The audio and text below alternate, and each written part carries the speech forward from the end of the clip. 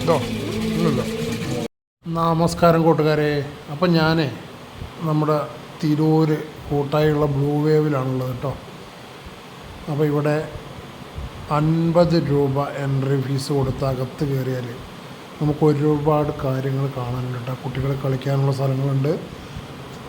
അപ്പം നമ്മൾ കയറി ചെല്ലുന്ന ഒരു ഗുഹയ്ക്കകത്തോട്ടാണ് നമ്മൾ കയറി ചെല്ലുന്നത് കേട്ടോ.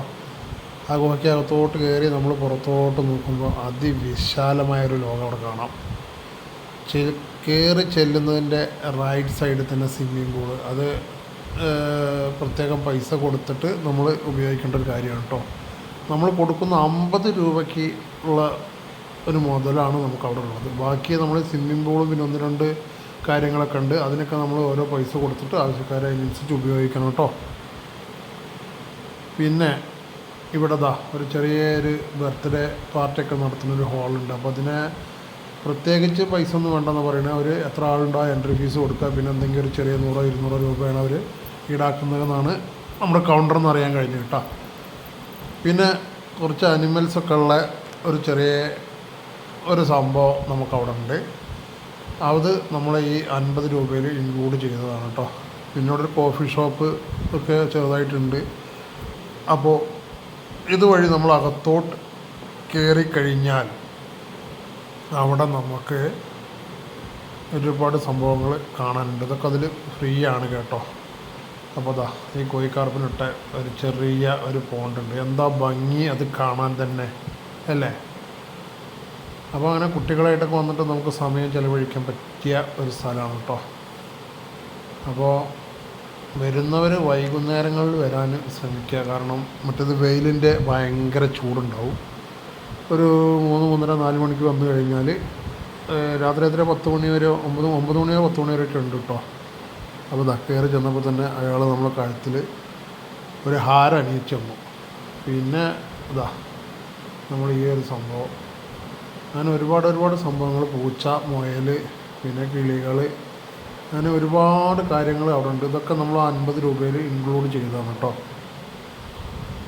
അപ്പോൾ അതൊക്കെ കണ്ടാൽ ആൾ ഭയങ്കരനാണെങ്കിലും ആൾ ഭാവത്താനാണ് കേട്ടോ. പ്യുവർ വെജിറ്റേറിയൻ ബ്രാഹ്മണൻ എന്ന് പറയില്ലേ, ആ ഒരു സംഭവമാണ്. അതിനെ എടുത്ത് എൻ്റെ തോളിലേക്ക് വെച്ച് തന്നു. മൂപ്പരവിടെ നിൽക്കുന്നില്ല, കയറി പോവുകയാണ് കേട്ടോ. പിന്നെ അതൊക്കെ നമുക്കിങ്ങനെ ആദ്യം കണ്ട് ശീലമുള്ളതിനെ കൊണ്ട് വലിയ ഒരു പേടിയൊന്നും എനിക്കില്ല. പക്ഷേ നമ്മളെ സഹധർമ്മിണി അത് കണ്ടിട്ട് ഇങ്ങനെ മാറി നിൽക്കുകയായിരുന്നു കേട്ടോ.